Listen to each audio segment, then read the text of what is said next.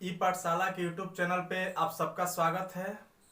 और मैं दीपक कुमार आज एक बार फिर से आपके लिए बायोलॉजी के एक बहुत ही महत्वपूर्ण टॉपिक के साथ उपस्थित हुआ हूं, जो कि 12वीं कक्षा के जो छात्र हैं उनके लिए काफ़ी महत्वपूर्ण है। एक्चुअली ये वीडियो मैंने उन्हीं छात्रों के लिए बनाया है जो कि 12वीं कक्षा में जीव विज्ञान विषय के साथ पढ़ रहे हैं। और उनके लिए चूंकि इससे पहले भी मैंने 2-3 वीडियो अपलोड किए हैं। जो फर्स्ट चैप्टर है 12वीं कक्षा का बायोलॉजी का, जिसमें कि हम लोग पढ़ते हैं जीवों में जनन के बारे में, और जनन से संबंधित जो भी महत्वपूर्ण विधियां हैं उन सभी विधियों के बारे में हम लोग इस चैप्टर में, इस अध्याय में अध्ययन करते हैं। तो उससे संबंधित 3 वीडियो हमारे पहले भी प्लेलिस्ट में पड़े हुए हैं, उसका लिंक आपको डिस्क्रिप्शन बॉक्स में मिल जाएगा, वहां से आप जा करके देख सकते हैं। या फिर आप चैनल को ओपन करके भी उसमें आप जो प्लेलिस्ट बना होगा 12th क्लास बायोलॉजी का, उसमें जाकर के आप देख सकते हैं। ये वीडियो जो है उसका अगला पार्ट है, ठीक है। उसमें मैंने जो 3 वीडियो जो मैंने अपलोड किए हैं, तो उन सभी वीडियो में अभी तक मैंने जो प्रमुख विधियां थी कायिक जनन तक, उसमें मैंने बताया था। और कायिक जनन में मैंने बताया था आप सबको कि कायिक जनन जो है, ध्यान दीजिए, कायिक जनन एक विधि होती है जिसे हम लोग वेजिटेटिव प्रोपेगेशन भी कहते हैं, कायिक जनन। तो कायिक जनन के बारे में मैंने आप सबको बताया था कि कायिक जनन जो है ये 2 प्रकार से होता है। इसको मुख्य रूप से जो है हम लोग 2 कैटेगरी में इसको हम लोग कैटेगराइज करते हैं, बांटते हैं। और इसमें मैंने बताया था कि ये 2 जो कैटेगरी बनेंगे, उसमें जो फर्स्ट कैटेगरी था उसको हम लोग नाम दिए थे प्राकृतिक, ठीक है, नेचुरल, प्राकृतिक कायिक जनन। और दूसरा वाला जो टाइप था उसको हम लोग कहे थे कृत्रिम, कृत्रिम या इसी को आर्टिफिशियल कृत्रिम जनन या आर्टिफिशियल वेजिटेटिव प्रोपेगेशन। ये हम लोग 2 कैटेगरी बनाए थे, ठीक है। जिसमें से ये वाला जो आप कैटेगरी देख रहे हैं, इसको हमने पूरी तरह से कंप्लीट कर लिया था। तो जाहिर सी बात है कि आप लोग समझ गए होंगे कि आज हम लोग जो बात करने वाले हैं वो किसके बारे में करने वाले हैं। तो वो कृत्रिम कायिक जनन है, और कृत्रिम कायिक जनन की विधियों के बारे में ही आज हम लोग पढ़ेंगे। चलिए आज का जो लेक्चर है उसको हम लोग स्टार्ट करते हैं। अपना हेडिंग मारते हैं पहले आज का जो लेक्चर है उसका सबसे पहले हम हेडिंग आपको दे दें यहाँ पे। आज हम लोग को पढ़ना है कृत्रिम कायिक जनन के बारे में। ध्यान दीजिए, कृत्रिम कायिक जनन, कृत्रिम कायिक जनन के बारे में आज हम लोग को पढ़ना है। ध्यान दीजिए, आर्टिफिशियल वेजिटेटिव प्रोपेगेशन। अब यहाँ पे समझने वाली बात यह है कि आखिर कृत्रिम कायिक जनन इसे क्यों कहा जाता है।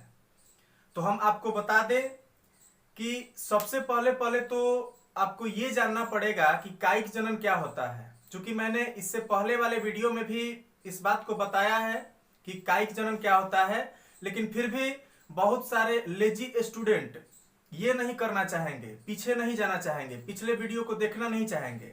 और हम चाहते हैं कि वो पिछले वीडियो को देखें या ना देखें, उनको ये वीडियो पूरी तरह से समझ में आना चाहिए। और इसलिए एक बार फिर से हम थोड़ा सा आपको बता दें कि कायिक जनन का मतलब ही होता है, ध्यान से सुनिए, कायिक, यहाँ पे ये जो वर्ड मिल रहा है ये क्या है जी, यहां से आप काया ले सकते हैं, काया। और काया का मतलब क्या है, शरीर। काया का मतलब क्या है, शरीर है। और इसमें आप समझ सकते हैं कि कायिक जनन की जहां तक बात की जाएगी तो इसमें आपको ध्यान रखना है कि कायिक जनन जनन की एक विधि है जिसमें कि जीवों के शरीर के अलग अलग पार्ट से नए जीवों की उत्पत्ति हो जाती है। और इसमें हम आपको बताए थे कि कायिक जनन जब होगा तब कहां होगा, तो पौधा में होगा। जंतु तुम मत सोचो, जंतु में कहा, जंतु में हाथ से एगो नया जीव बन जाएगा, थोड़ी है, ऐसे नहीं ना हो सकता है। ये किस में होगा, तो ये होगा पौधों में, ठीक है। जंतुओं में इस तरह से जो विधियां होती है उसको हम लोग अलैंगिक जनन के अंतर्गत पढ़ चुके हैं। इसमें आपको ध्यान क्या देना है कि जब भी कायिक जनन की बात की जाएगी तो इसमें ध्यान सबसे पहले चीज क्या देना है कि ये सिर्फ और सिर्फ पौधों में ही होगा। कायिक जनन किस में होगा?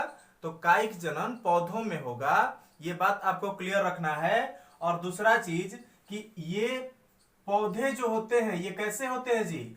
तो पौधे आमतौर पे लैंगिक जनन करने में सक्षम होते हैं। लैंगिक जनन करने में ये सक्षम होते हैं। पौधे क्या होते हैं? प्लांट किंगडम के जितने भी ऑर्गेनिजम्स हैं, जो भी पौधे होते हैं, उनमें लैंगिक जनन करने की क्षमता पाई जाती है। लेकिन इसके बावजूद उनमें क्या होता है कि कुछ ऐसे पौधे होते हैं जो कि अलैंगिक जनन इस माध्यम से, कायिक जनन के माध्यम से करते हैं। ये चीज आपको ध्यान रखना है। अब सुनिए थोड़ी सी बात और। कायिक जनन के बारे में हमने बताया था कि आमतौर पे जो प्राकृतिक कायिक जनन है, तो प्राकृतिक कायिक जनन जो है पौधों के जड़, तना, पत्तियां, ये जो भी हैं, इन सभी अंगों से आमतौर पे प्राकृतिक कायिक जनन होता था। जहां तक हम लोग बात करेंगे कृत्रिम कायिक जनन की, तो उस पे अब डिटेल अब हम लोग को चलना है। तो चलिए ध्यान से सुनिए कि कृत्रिम कायिक जनन क्या है। कृत्रिम कायिक जनन की अगर हम आपसे बात करें तो सबसे पहली चीज ध्यान दीजिए कि इसमें जो है मनुष्य का इन्वॉल्वमेंट बहुत ज्यादा रहता है। अगर हम लोग प्राकृतिक कायिक जनन की बात करें तो प्राकृतिक कायिक जनन में स्वतः जो है, मान लेते हैं कोई पौधा लगा हुआ है, कोई वृक्ष लगा हुआ है, उसकी जड़ें कहीं बाहर में निकल गई। जैसे कि मैंने तना द्वारा जब कायिक जनन हम बता रहे थे आपको, तो उसमें एक शीशम का एग्जाम्पल दिए थे। और शीशम को जब आप देखिएगा तो ध्यान से देखिएगा कि कहीं पर भी क्या होता है कि शीशम की जो जड़ें हैं, शीशम की जो जड़ें हैं, आमतौर पे जो जड़ें होती हैं, जड़ों के द्वारा उसमें होता है, तो जड़ें जब शीशम की कहीं बाहर निकलती हैं, भूमि से ऊपर उठती हैं, तो उस स्थिति में क्या होता है कि उनकी जड़ों से नई कलिकाएं उत्पन्न हो जाती है। ध्यान से देखिए, जैसे मान लेते हैं कि यहाँ पे एक पौधा लगा हुआ है, इसकी जड़ें इस तरह से चल रही है और ऊपर की तरफ यहाँ मान लेते हैं कि मिट्टी से ऊपर उठी, तो यहाँ पर भी क्या हो जाएगा, एक पौधा उत्पन्न हो जाता है। इस तरह के जनन जो है आपको जो शीशम में जो कायिक जनन होता है उसमें आपको आसानी से देखने को मिल जाएंगे। तो खैर वो तो बाद की बात है, पहले हम आपको बता चुके हैं, देख लीजिएगा वीडियो को। फिलहाल समझिए कि कृत्रिम कायिक जनन में क्या है कि उसमें डायरेक्ट मतलब कोई ज्यादा मनुष्य को उसमें कुछ करना उरना नहीं होता था, लेकिन इसमें मेन जो रोल हो जाएगा वो किसका हो जाएगा, मनुष्य का हो जाएगा। मनुष्य के द्वारा पौधों के जो अंग हैं, जो वर्धी अंग हैं, उन सभी वर्धी अंगों का उपयोग करके और नए नए पौधों का विकास किया जाएगा। और सबसे जरूरी चीज समझिए, यहाँ पे समझने वाली बात यह है कि चूंकि मनुष्य इतना मेहनत कर रहा है तो मनुष्य क्या चाहेगा कि उसको कुछ फायदा उदा हो। बिना फायदा के मनुष्य थोड़ी ही कुछ काम करता है, तो फायदा मनुष्य चाहेगा। इसलिए हम लोग डायरेक्ट दिमाग में इतना रखेंगे कि कृत्रिम कायिक जनन का उद्देश्य क्या होता है कि इसको हम लोग आर्थिक लाभ कमाने के लिए इस तरह के प्रोसेस को उपयोग में लाते हैं। जैसे कि नर्सरी वगैरह लगाया जाता है तो उसमें भी आमतौर पे इस विधि का काफी ज्यादा उपयोग किया जाता है। नई जो प्रजातियां हैं पौधों की, तो उनको विकसित करने के लिए भी हम लोग कृत्रिम कायिक जनन की विधि का उपयोग करते हैं। उस पे हम लोग जब कायिक जनन की जब लाभ पढ़ाएंगे तो उसमें हम आपको इस बात को समझाएंगे अच्छी तरह से कि इसको कहां कहां उपयोग किया जाएगा। अब थोड़ी सी बात करते हैं हम लोग कि आखिर कृत्रिम कायिक जनन किन किन विधियों से होता है, इसके क्या क्या आयाम हैं। और इसमें अगर हम आपसे बात करें तो सुनिए ध्यान से, कृत्रिम कायिक जनन की अगर हम लोग विधियों की बात करें कि कृत्रिम कायिक जनन की विधियां कौन कौन सी हैं, मोड्स, ध्यान दीजिए। कृत्रिम कायिक जनन की अगर हम लोग विधियों की बात करें, मोड की बात करें, तो इसमें जो भी प्रमुख कृत्रिम कायिक जनन की विधियां हैं उसका सबसे पहले हम आपको नाम बता दे रहे हैं कि किन किन विधियों से कृत्रिम कायिक जनन पौधों में होता है। पहले एक बार में हम चाहते हैं कि पूरा एकदम दिमाग में आपका छप जाना चाहिए कि आखिर विधियां कौन कौन सी हैं, और तब जाके बारी बारी से आपको हम स्टेप वाइज एक एक करके सब बता देंगे, जिससे कि आपको एकदम लंबे समय के लिए याद रहेगा। तो चलिए सबसे पहली चीज कि इसमें जो विधियों की हम लोग बात करें तो इसी में एक विधि मिलती है कृत्रिम कायिक जनन की, जिसे हम लोग कहते हैं कर्तन लगाना। ध्यान दीजिए, कर्तन लगाना, कर्तन लगाना। और इसी को हम लोग, कर्तन लगाने की जो विधि है, इसी को हम लोग कहते हैं इंग्लिश में कटिंग। ठीक है, इसमें पौधों के जो आमतौर पे खास करके इसमें तनों का यूज ज्यादा किया जाता है, उस पर डिटेल में हम लोग चलेंगे। दूसरी अगर हम लोग विधि की बात करें तो दूसरी विधि है दाब लगाना, दाब लगाना। ठीक है, एक आपका हो गया कर्तन लगाना, दूसरा हो गया क्या, दाब लगाना। इसको हम लोग लेयरिंग कहते हैं, लेयरिंग। ठीक है, तीसरी विधि की अगर हम इसमें बात करें, कृत्रिम कायिक जनन की तीसरी विधि की अगर हम बात करें तो इसमें आपको ध्यान देना है कि ये हो जाएगा आपका पैबंद लगाना, पैबंद लगाना, पैबंद लगाना, या इसी को हम लोग ग्राफ्टिंग भी कहते हैं। पैबंद लगाना को क्या कहते हैं जी, तो इसको हम लोग ग्राफ्टिंग कहते हैं। ध्यान दीजिए, पैबंद लगाना को ग्राफ्टिंग कहा जाएगा। ग्राफ्टिंग के भी अन्य जो आपके लगभग 5-6 इसकी भी विधियां मिलेंगी, जिसको हम जब ग्राफ्टिंग पढ़ाएंगे आपको तो उस समय अच्छे तरीके से समझा देंगे। चलिए, अगली अगर हम लोग विधि की बात करें तो आपको ध्यान देना है कि अगली विधि जो है इसको हम लोग कहते हैं कली लगाना, कली लगाना। ठीक है, कली लगाना, इसको हम लोग बड ग्राफ्टिंग भी कहते हैं। कली लगाना को क्या कहेंगे, बड ग्राफ्टिंग। एक्चुअली ये जो आपको प्रोसेस दिख रहा है बड ग्राफ्टिंग, वो एक्चुअली में पैबंद लगाना जो ग्राफ्टिंग है इसी का एक पार्ट इसको हम लोग मान सकते हैं। चूंकि इसमें कली का उपयोग किया गया है इसलिए हम लोग इसको थोड़ा अलग पढ़ते हैं। तो आपका अगला जो विधि हो क्या हो गया, कली लगाना। इसके बाद अगर हम लोग देखें तो अगली विधि हम लोग देखेंगे गुटी लगाना। ठीक है, गुटी लगाना, गुटी, गुटी हो जाएगा। इसके बाद में आपको इसमें पढ़ना है शाखा प्रबंधन, शाखा प्रबंधन। और शाखा प्रबंधन में आपको ध्यान देना है कि इसी को हम लोग कहते हैं इनार्किंग, इनार्किंग। और उसके बाद में लास्ट आपका इसमें ध्यान देना है कि ये हो जाएगा आपका सूक्ष्म प्रवर्धन, सूक्ष्म प्रवर्धन, सूक्ष्म प्रवर्धन, या इसी को हम लोग माइक्रो प्रोपेगेशन कहते हैं, माइक्रो प्रोपेगेशन। माइक्रो प्रोपेगेशन की अगर हम आपसे बात करें तो इसमें आपको ध्यान देना है कि माइक्रो प्रोपेगेशन के अंतर्गत ही हम लोग कृत्रिम कायिक जनन की जो सबसे महत्वपूर्ण विधि है उसको पढ़ते हैं, और उसका नाम है उत्तक संवर्धन, उत्तक संवर्धन। और इसी को हम लोग इंग्लिश में टिश्यू कल्चर कहते हैं, टिश्यू कल्चर कहते हैं। तो हम उम्मीद करते हैं कि जो भी विधियां हैं, कृत्रिम कायिक जनन की जो भी विधियां हैं वो पूरी तरह से आपके दिमाग में सेट हो गई होंगी। एक बार फिर से हमारे साथ सुनिए आप, जिससे कि आपको अच्छी तरह से याद हो जाए। पहला इसमें विधि कौन सा देखेंगे, कर्तन लगाना, दूसरा दाब लगाना, तीसरा पैबंद, चौथा कली, पांचवा गुट्टी, छठा आपका शाखा प्रबंधन, और सातवां हो जाएगा सूक्ष्म प्रवर्धन।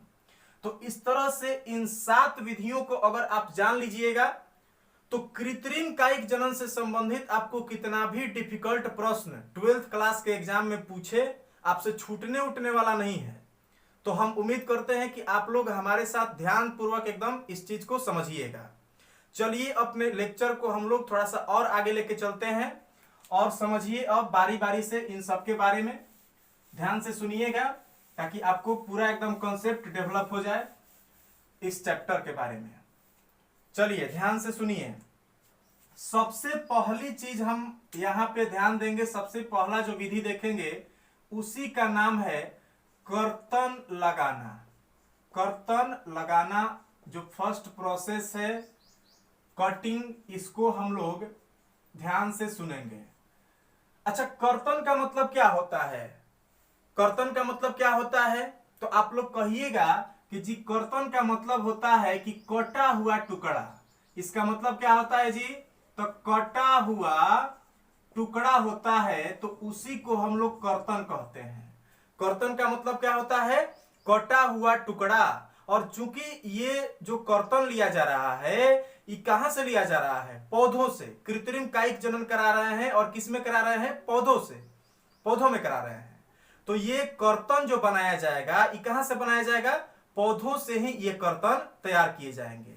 यानी कि आपको ध्यान देना है कि पौधों के जो अंग हैं, पौधों के अंग, तो पौधों के अंग का जो कटा हुआ टुकड़ा होगा उसी को हम लोग क्या कहेंगे?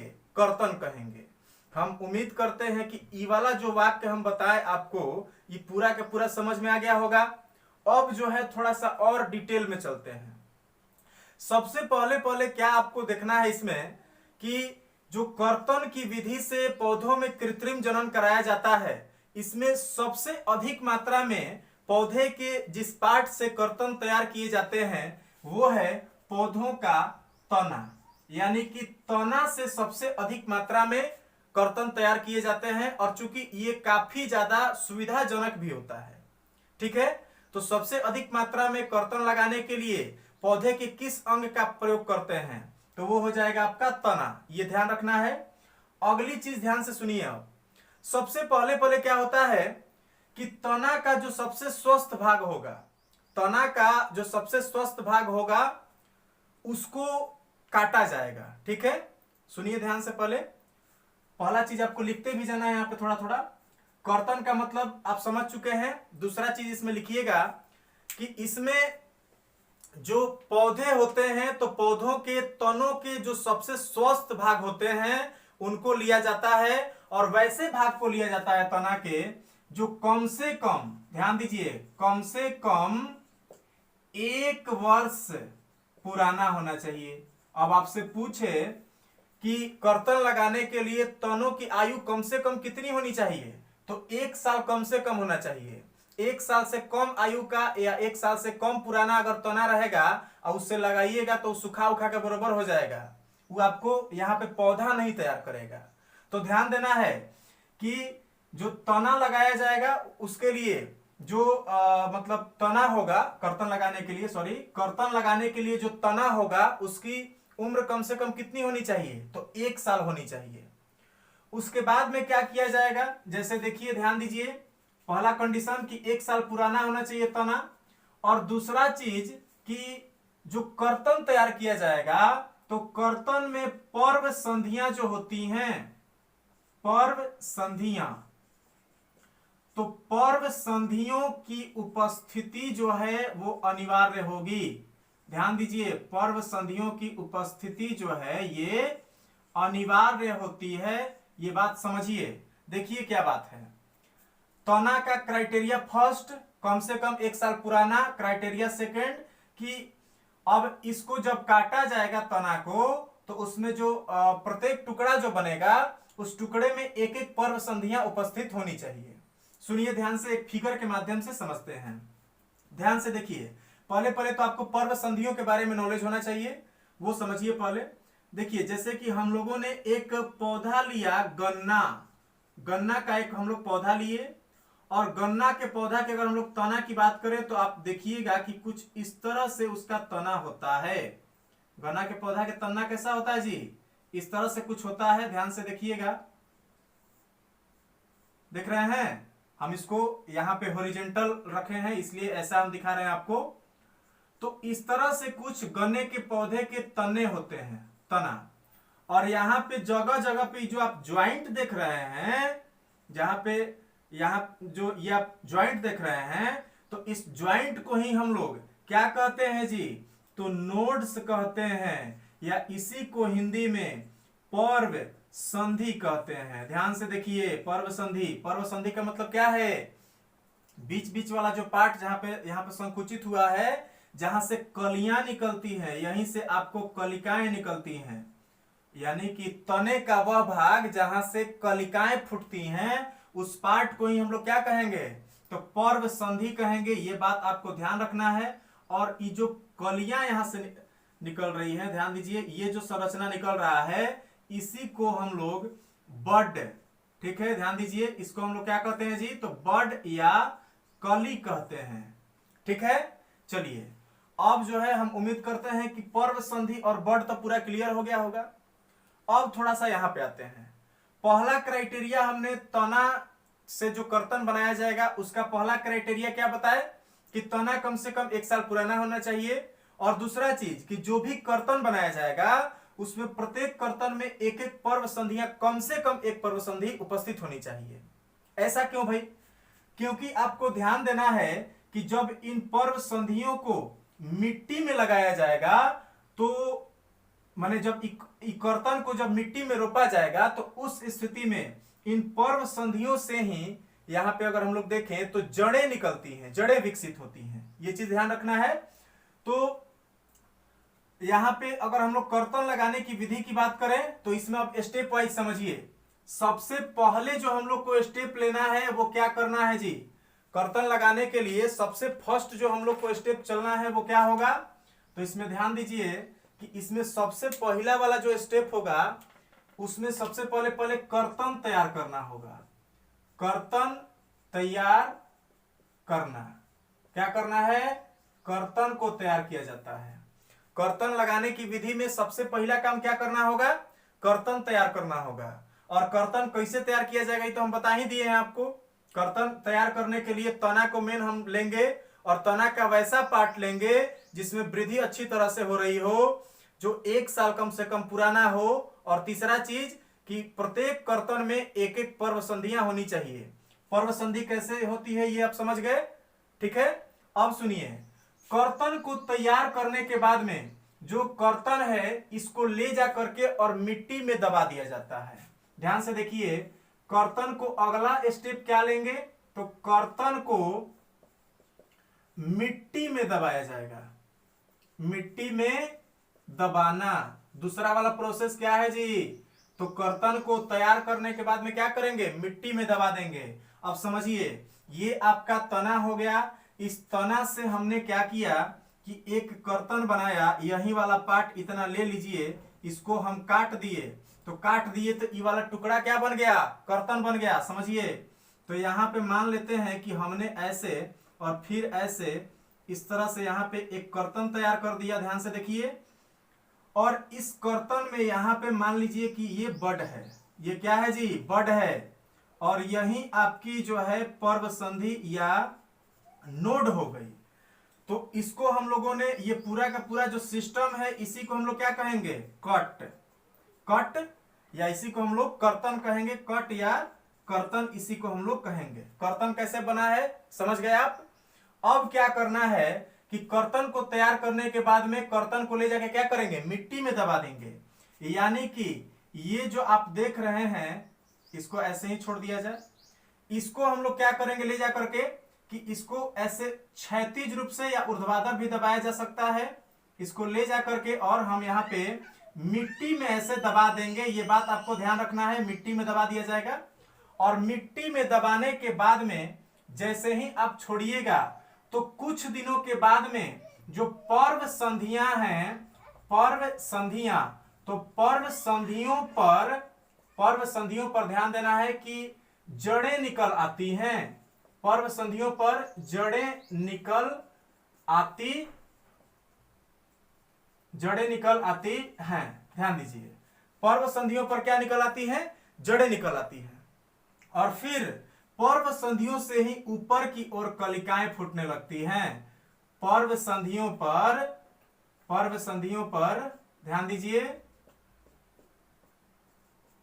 ऊपर की ओर कलिकाएं फूट जाती हैं। कलिकाएं फूट जाती हैं, ये बात आपको ध्यान रखना है, फूट जाती हैं। और अब सुनिए मेन कहानी। कलिका ऊपर की ओर फूटी और नीचे की तरफ क्या बनने लगे, ध्यान दीजिए, ऐसे जड़ बनने लगे। समझिए बात को, नीचे की ओर क्या बनने लगे, जड़ बनने लगे।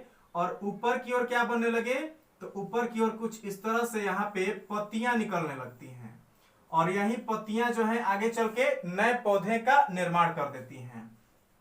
न्यू प्लांट बन जाता है यहाँ पे। और ये यहाँ पे जो है रूट बन जाता है। ये जड़ें हो गई और ये पौधे तैयार हो गए। तो अब आपको ध्यान देना है, ये तो आपका कर्तन लगाने की पूरी जो विधि है मैंने आपको बता दिया। इसमें कुछ चीजें जो है आपको ध्यान रखनी होती हैं, जैसे कि कुछ ऐसे भी कर्तन हो जाते हैं जिनमें तेजी से जड़ों का विकास नहीं होता है, और जब तेजी से जड़ों का विकास नहीं होता है तो उस स्थिति में तेजी से जड़ों को उत्पन्न करने के लिए कर्तन में एक विशेष प्रकार के रसायन का प्रयोग किया जाता है, एक विशेष प्रकार के अम्ल का प्रयोग किया जाता है, और उस अम्ल को हम लोग जानते हैं IBA के नाम से। और IBA का अगर फुल फॉर्म देखें तो वो होता है इंडोल ध्यान दीजिए, इंडोल ब्यूटायरिक अम्ल। तो इंडोल ब्यूटायरिक अम्ल जो है इसका उपयोग क्यों किया जाएगा? तो शीघ्रता से, ध्यान दीजिए, शीघ्रता से जड़ों को उत्पन्न करने के लिए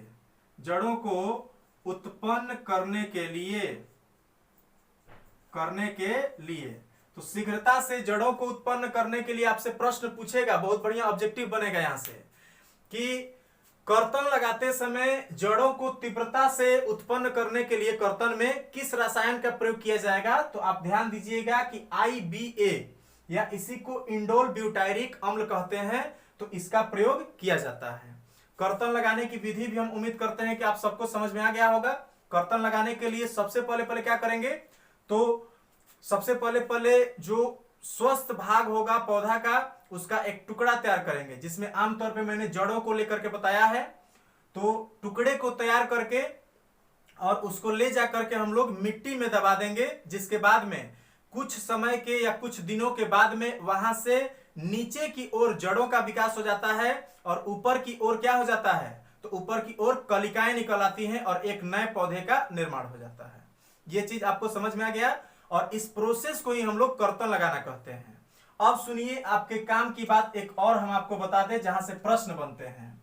आपसे पूछेगा परीक्षा में कि कर्तन की विधि जो है उससे किसमें जनन होता है, यानी कि आपको इस विधि का उदाहरण पूछ सकता है।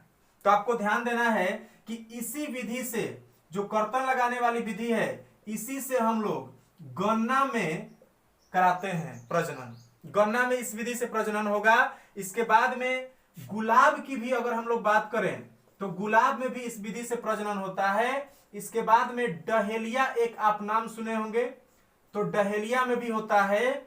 और अगर हम इसमें और एग्जांपल आपको दें तो बिगोनिया एक पौधा होता है, तो बिगोनिया में भी किस विधि से होगा? कृत्रिम प्रजनन। तो बिगोनिया में भी आपको ध्यान देना है कि जो कर्तन विधि है, तो कर्तन विधि के द्वारा ही आपको इसमें प्रजनन होती है। चलिए, हम उम्मीद करते हैं कि ये बात पूरा समझ में आ गया होगा। आपसे ऑब्जेक्टिव प्रश्न पूछेंगे कि इनमें से किसमें कृत्रिम प्रजनन कर्तन विधि के द्वारा होता है, प्रश्न पूछेगा, तो आप क्या आंसर दीजिएगा? इनमें से अगर कोई रहेगा तो आप उसको लिख सकते हैं, या फिर सीधे उल्टा भी पूछ सकता है कि इनमें से किसमें कर्तन विधि के द्वारा कृत्रिम प्रजनन नहीं होता है। एकरा में से 3 गो दे देगा और चौथा जो है कहीं और से उठा लेगा। तो आपको इन तीनों के अलावा जो ऑप्शन रहेगा उसको आपको ध्यान देना है। चलिए, हम उम्मीद करते हैं कि पूरा का पूरा कहानी आपको समझ में आ गया होगा। अब जो है थोड़ी सी बात हम लोग एक और विधि के बारे में करेंगे। अगला विधि जो होगा उसको ध्यान से सुनिएगा सब लोग। चलिए, अगली विधि पे चलते हैं। और अगली जो हम लोग विधि देखने वाले हैं उस विधि का नाम है, ध्यान से सुनिएगा, उसी का नाम है दाब लगाना। दाब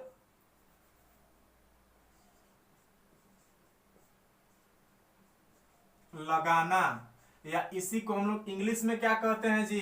तो लेयरिंग। लेयरिंग के बारे में अब हम लोग को पढ़ना है। ध्यान से सुनिएगा, लेयरिंग क्या होता है। चलिए सुनिए ध्यान से। दाब लगाने की अगर हम लोग विधि की बात करें तो इसमें 2-3 चीज आपको ध्यान रखना है।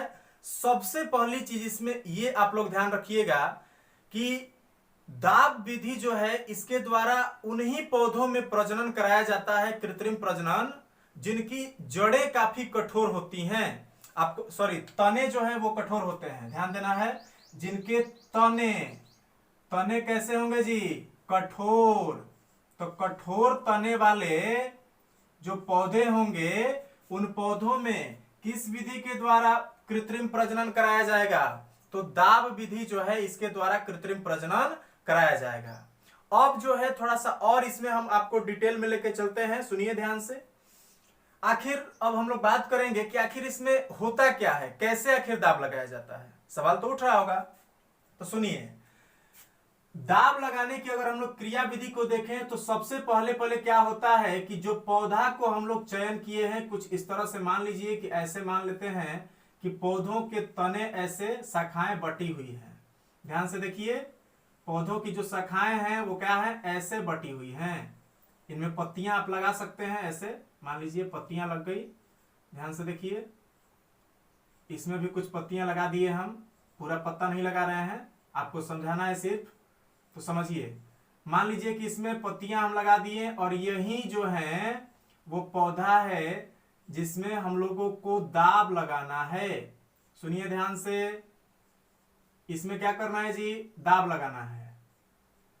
क्या होता है कि जब दाब लगाना होता है किसी भी पौधे में, तो ऐसे मान लीजिए कि यहां पे पौधा लगा हुआ है, तो इन पौधों की जो इसका तना है, जो इसकी शाखाएं हैं, उसको ऐसे फैला दिया जाता है, नीचे की ओर झुकाया जाता है। जैसे समझिए, मान लीजिए कि ये एक पौधा है इस तरह से कुछ, और इसमें हमको क्या लगाना है, दाब।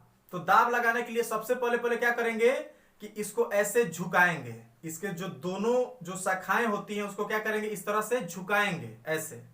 और जब ये दोनों पूरा झुक जाएंगे तो झुकाने के बाद में क्या करेंगे कि जो बीच वाला पार्ट है यहां पे तना को खुरच देंगे। तो सुनिए ध्यान से, दाब लगाने के लिए जो सबसे पहला वाला स्टेप है वो क्या होगा, सुनिए। सबसे पहला स्टेप कि जो पौधे हैं तो पौधों की शाखाओं को हम लोग क्या करेंगे, पौधों के जो तने हैं तो तनों को नीचे